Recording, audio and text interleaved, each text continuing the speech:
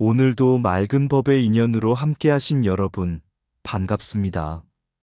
세월은 흘러 1500년의 먼 시간이 지나왔지만 한 나라를 바로 세우고 백성의 삶에 질서를 심고자 했던 옛사람들의 마음은 오늘 우리 삶에도 잔잔한 울림으로 다가옵니다. 오늘 우리는 신라의 법흥왕을 통해 단지 한 왕의 업적만을 배우는 것이 아니라 혼란 속에서도 바른 질서를 세우고자 했던 마음, 그리고 나라와 백성을 함께 살리고자 했던 책임의 정신을 살펴보려 합니다. 불교에서는 마음이 흐트러지면 삶도 흔들리고 마음이 바르면 세상 또한 바르게 서게 된다고 말합니다. 한 사람의 마음에도 계율이 필요하듯 한 나라에도 올바른 법과 질서가 필요했습니다. 법흥왕이 병부를 세우고 율령을 반포하며 나라의 기틀을 바로잡았던 일은 어쩌면 밖의 질서를 세운 일이면서 동시에 안의 질서를 일깨우는 일이었는지도 모릅니다. 거친 들판에 길이 생기면 사람들이 헤매지 않듯이 바른 법과 바른 가르침은 사람의 삶을 밝은 방향으로 이끌어줍니다. 오늘 이 시간 법흥왕의 이야기를 따라가며 우리 마음속에도 무너진 질서를 다시 세우고 흔들리는 마음에 작은 법등 하나 밝히는 귀한 시간이 되시기를 바랍니다. 무너진 담장과 스님의 말씀. 법흥왕이 율령을 반포하고 나라의 질서를 바로 세우기 위해 힘쓰던 어느 날이었습니다. 왕은 궁궐 밖 백성들의 삶이 어떠한지 직접 살펴보고자 평복으로 갈아입고 몇몇 신하만 데리고 마을을 돌아보았습니다. 그런데 어느 작은 시골 마을 어귀에서 이상한 광경을 보게 되었습니다. 집집마다 담장이 삐뚤고 무너져 있었는데 유독 한 초가집만은 오래되고 낡았어도 담장이 반듯하게 정돈되어 있었던 것입니다. 왕은 그 집의 노인을 불러 물었습니다. 다른 집들은 모두 담장이 무너졌는데 어찌 이 집만은 이토록 단정하오? 노인은 허리를 굽혀 인사한 뒤 조용히 말했습니다. 담장은 흙으로 세우지만 무너지는 것은 사람의 마음 때문입니다. 왕이 의아하게 바라보자 노인은 말을 이었습니다. 마음이 흐트러지면 게으름이 생기고 게으름이 쌓이면 집이 무너지며 집이 무너지면 마을도 흐트러집니다. 사람의 마음이 먼저 바로 서야 세상도 바로 섭니다. 그때 마침 지나가던 한 스님이 그 말을 듣고 미소를 지으며 덧붙였습니다. 부처님께서는 계율을 마음의 담장이라 하셨습니다. 담장이 있어야 집이 보호되듯 계율과 법도가 있어야 사람과 나라가 무너지지 않습니다. 그 말을 들은 법흥왕은 한동안 말이 없었습니다. 그리고 천천히 하늘을 올려다보며 깊은 숨을 내쉬었습니다. 과연 나라의 율령도 백성을 억누르기 위한 것이 아니라 서로를 지키기 위한 담장이어야 하겠구나. 그날 이후 왕은 더욱 신중하게 법을 세우고 백성을 다스렸다고 전해집니다. 불교에서는 세상을 바꾸려 하기 전에 먼저 마음을 다스리라고 가르칩니다. 강한 군대보다 더 중요한 것은 바른 마음이며 엄한 법보다 더 중요한 것은 스스로를 밝히는 양심입니다. 마음의 담장이 무너지면 삶도 흔들리지만 작은 마음 하나 바로 세우면 그 자리에 다시 평화가 피어납니다. 1. 병부 설치와 강한 국가의 시작. 불교의 순결을 따라 바라본 법흥왕의 지혜.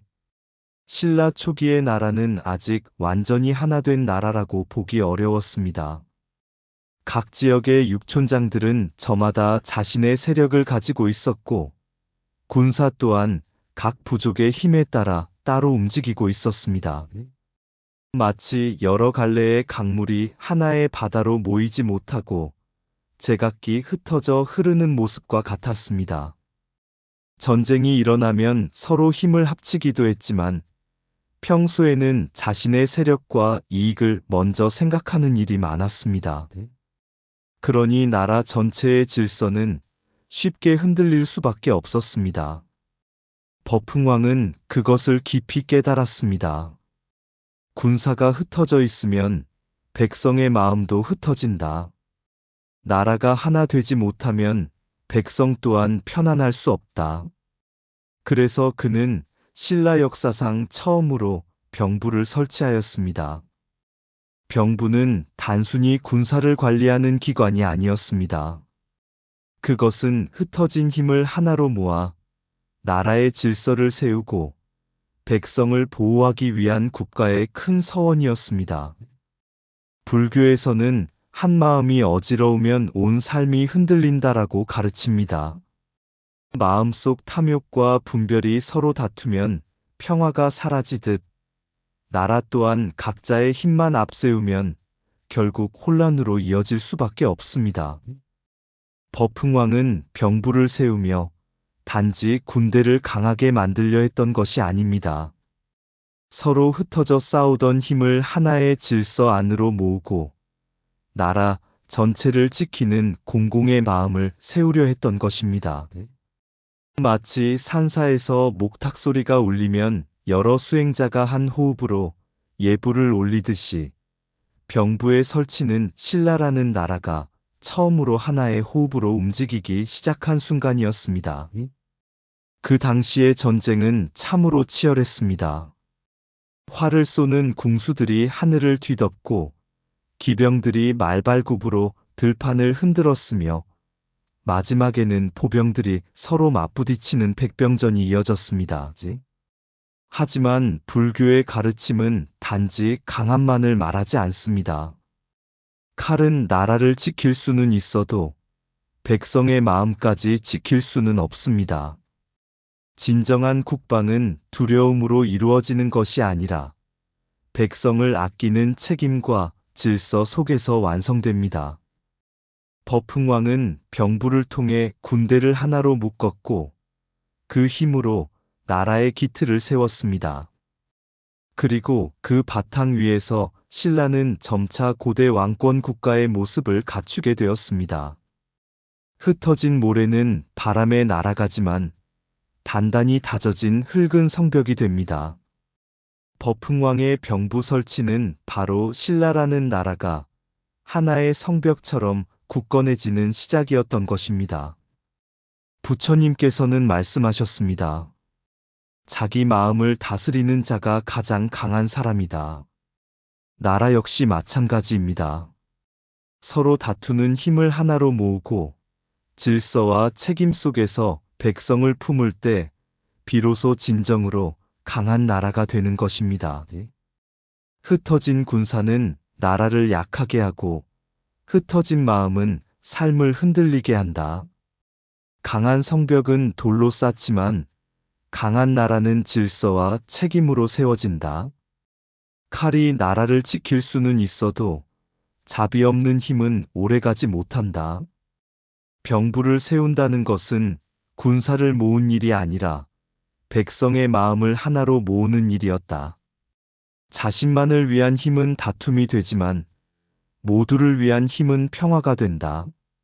나라의 질서는 법에서 시작되지만 그 뿌리는 사람의 바른 마음에 있다. 활이 하늘을 가를 수는 있어도 탐욕은 꿰뚫지 못한다. 진정으로 강한 나라는 전쟁을 잘하는 나라가 아니라 백성을 편안하게 하는 나라이다. 분열된 군대는 모래성과 같고 하나된 마음은 산과 같다. 부처의 가르침은 칼 끝에 있지 않고 칼을 들어야 하는 이유를 묻는 데 있다. 나라를 하나로 묶는 힘은 두려움이 아니라 서로를 지키려는 마음이다. 질서 없는 힘은 폭풍이 되지만 자비가 깃든 힘은 울타리가 된다. 한 사람의 마음이 바르면 가정이 평안해지고 나라의 마음이 바르면 백성이 평안해진다. 고대의 병부는 군사를 다스렸지만 진리는 먼저 마음의 전쟁을 다스리라 말한다. 진정한 승리는 적을 꺾는 데 있지 않고 혼란을 평화로 바꾸는 데 있다. 2. 율령 반포와 법치 국가의 탄생. 불교의 순결을 따라 바라본 법흥왕의 지혜. 옛 신라의 초기 시대에는 나라의 법이 분명하지 않았습니다.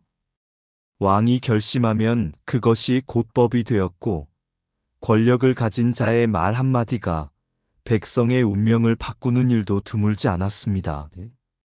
오늘 옳다고 한 것이 내일은 죄가 되기도 하고, 어떤 이는 같은 잘못을 저질러도 벌을 받지 않았으며, 힘없는 백성만 억울함을 품는 경우도 많았습니다. 그 시대의 백성들은 마치 안개 낀 산길을 걷는 사람들과 같았습니다. 길이 있는지 없는지조차 알 수 없으니 두려움 속에서 살아갈 수밖에 없었던 것입니다. 법흥왕은 이러한 현실을 깊이 고민하였습니다. 나라가 오래 가려면 사람의 감정이 아니라 모두가 따를 수 있는 바른 기준이 필요하다. 그래서 그는 신라 역사상 처음으로 율령을 반포하였습니다. 율령은 단순한 규칙이 아니었습니다. 나라를 움직이는 큰 질서였고, 백성 모두가 함께 따라야 할 공정한 기준이었습니다. 불교에서는 계율을 매우 중요하게 여깁니다. 계율은 사람을 억누르기 위한 쇠사슬이 아니라 어둠 속에서 길을 잃지 않게 하는 등불과 같습니다. 수행자가 계율을 지키는 이유는 벌이 두려워서가 아닙니다. 스스로의 마음을 바르게 하기 위해서입니다. 법흥왕의 율령 또한 그러했습니다. 그는 단지 나라를 강하게 만들기 위해 법을 세운 것이 아니라 백성들이 억울함 없이 살아갈 수 있는 질서를 만들고자 했습니다. 마치 흐르는 강물에 둑이 없으면 물이 범람해 마을을 삼키듯 법과 질서가 없는 나라는 결국 혼란과 다툼 속으로 빠질 수밖에 없습니다. 그러나 바른 둑이 세워지면 강물은 백성을 살리는 물길이 됩니다. 율령의 반포는 바로 그러한 일이었습니다. 이제 신라는 왕 한 사람의 기분으로 움직이는 나라가 아니라 정해진 법과 질서 속에서 운영되는 국가로 나아가기 시작했습니다. 백성들도 점차 알게 되었습니다. 나라에는 누구나 따라야 할 기준이 있구나. 억울함을 줄이고 서로를 지키기 위한 법이 있구나.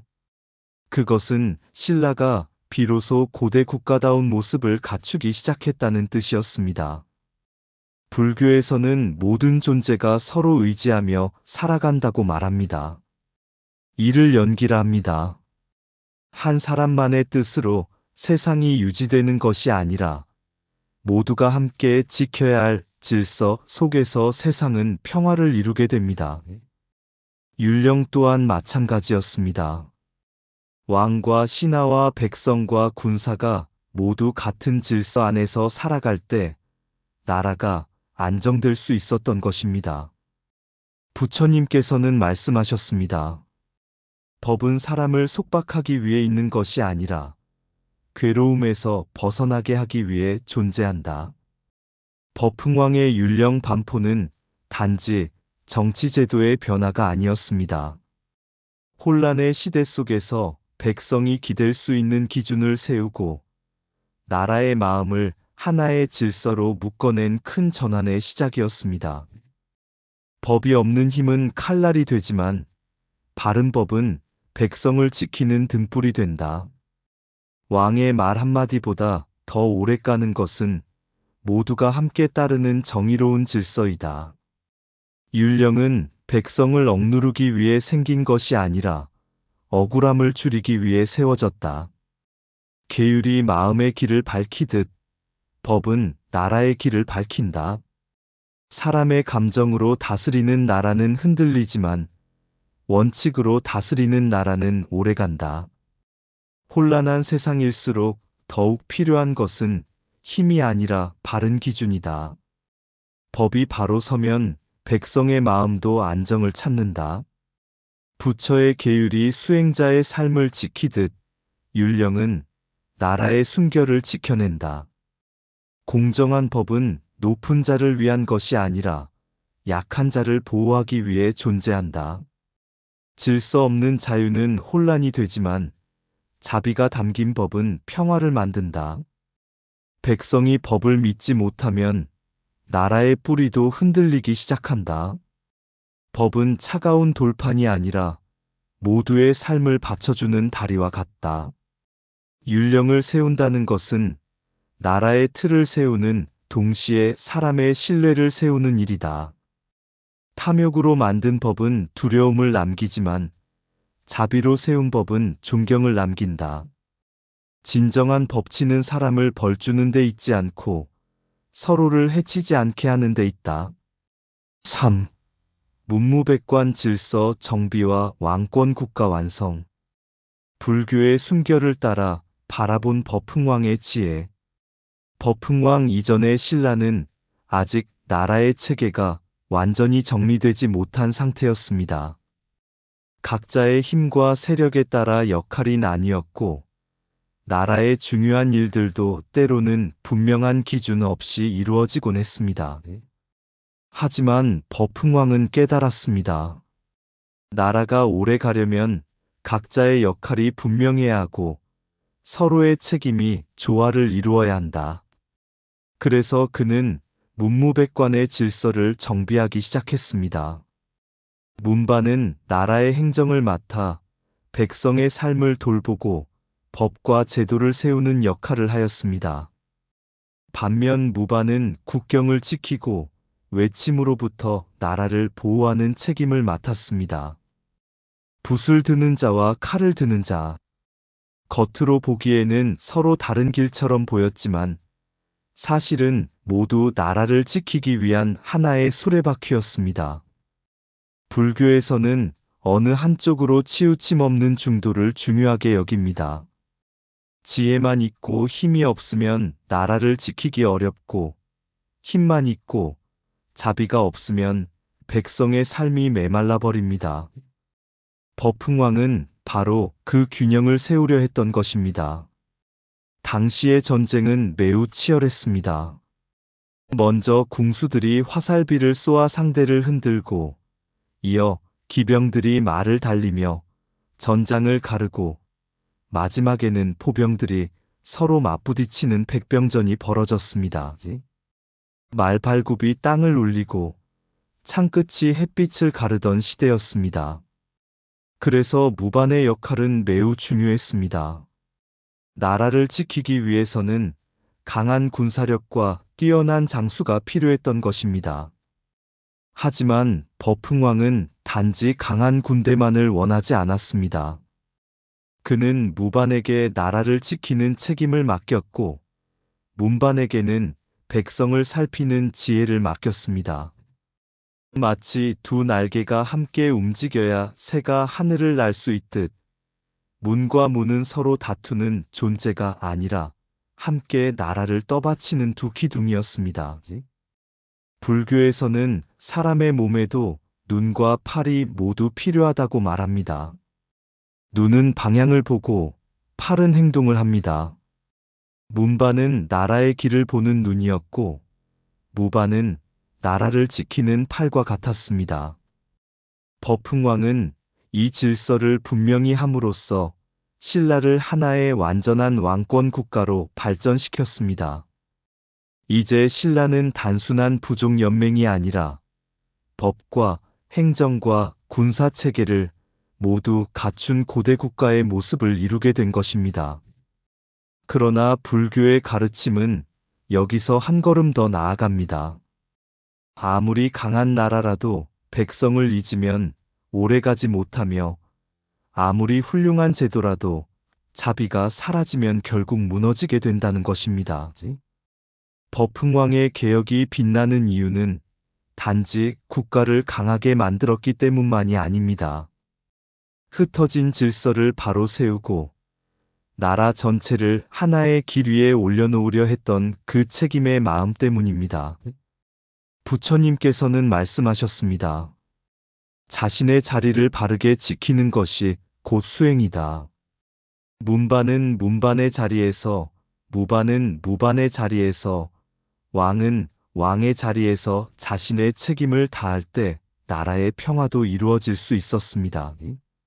결국 법흥왕이 완성하고자 했던 것은 단순한 권력이 아니라 질서와 책임 속에서 함께 살아가는 나라의 조화였던 것입니다. 붓과 칼은 서로 다르지만 백성을 지키려는 마음은 하나여야 한다. 문이 길을 잃으면 나라가 흔들리고 무가 중심을 잃으면 백성이 두려워진다. 강한 군대보다 더 중요한 것은 바른 책임감이다.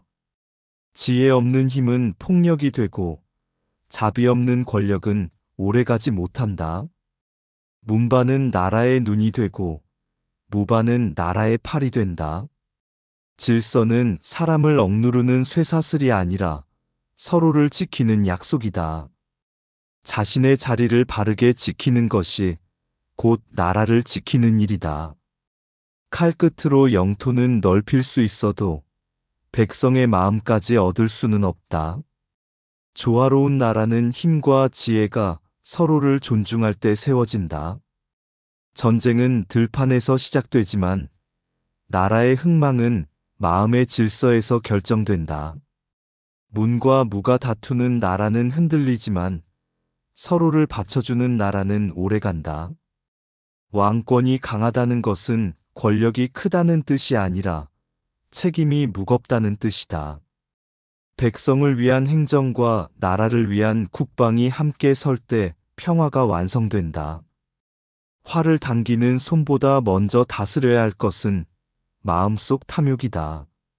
진정한 국가는 힘으로 유지되지 않고 각자의 책임을 다하는 조화 속에서 완성된다. 세계의 기둥. 법흥왕이 나라의 제도를 정비하고 병부를 세우며 율령을 반포한 뒤 어느 날 한 노승이 궁궐을 찾아왔다고 합니다.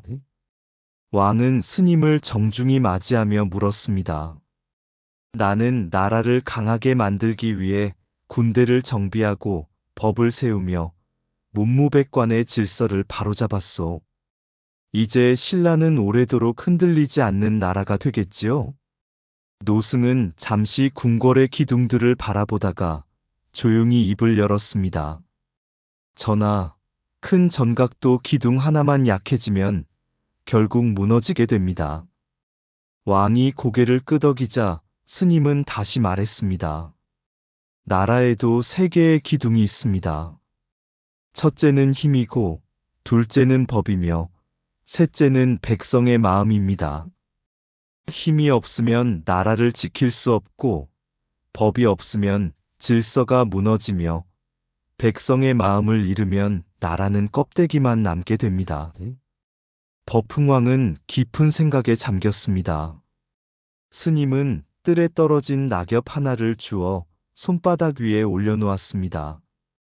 이 낙엽도 가지와 줄기와 뿌리가 함께할 때 푸르렀습니다. 한 부분만 살아남아서는 나무가 존재할 수 없습니다. 그리고 마지막으로 이렇게 말했습니다.